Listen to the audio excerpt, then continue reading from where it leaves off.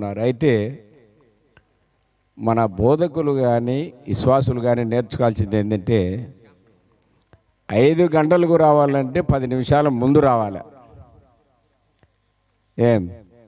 మనం 2 గంటలు ఎన్నికి వస్తున్నాం. అందరికి అవకాశం కావాలంటే జపాన్లో సెకండ్ ఆలస్యం అయితే రైలు టికెట్లు కానీ ప్లేన్ టికెట్ కానీ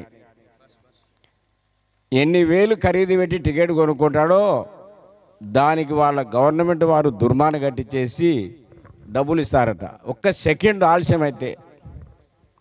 మన భారతదేశంలో మనకున్న దరిద్రం ఏంటంటే మొదలు పెట్టాక పోదాంలే అనుకుంటాం మనం. అందుకనే మన దేశం ఇంత వెనకబడడం, మన ప్రాంతం, మన కోయిలకుంట కూడా వెనకబడడానికి కారణం ఇది. కాబట్టి మీ అందరికీ భోజనాలు సిద్ధం చేసినాము. దయతో ఈసారి కనుక ప్రార్థన పెట్టినట్టయితే 5 గంటలంటే 5కు రండి, ముందు రావాలా. 7 గంటలకు వచ్చి ఎట్లా చెప్పండి, ఎవరు పాటలు పాడతారు, ఎవరు వాక్యం చెప్తారు, ఎట్లా గందరగోళం.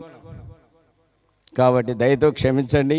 పొద్దుగాలుగా వచ్చేది నేర్చుకోండి, మంచి అలవాటు నేర్చుకొని ఎన్నో కార్యక్రమాలు చేయాలనుకుంటాం. కానీ అయితే ప్రజలకు నిర్లక్ష్యం అయిపోయింది రావడం. పెళ్ళికి పోయినా అట్లే మన వాళ్ళు. అలవాటు మార్చుకోండి, పద్ధతి మార్చుకోండి. ఒకరోజైతే పర్వాలేదు, మొత్తం చెప్పేటోళ్ళు ఆలస్యంగానే వచ్చి, పాడేటోళ్ళు ఆలస్యంగానే వచ్చి, వినేటోళ్ళు ఆలస్యంగా వచ్చారు. ఎవరికి చెప్పాలంగా? 4 గంటలకు మేము అన్నీ రెడీ చేసి పెట్టినాం, 5 గంటలకు రెడీ చేసినాం, రాలే. ఏం చేస్తాం చెప్పరు.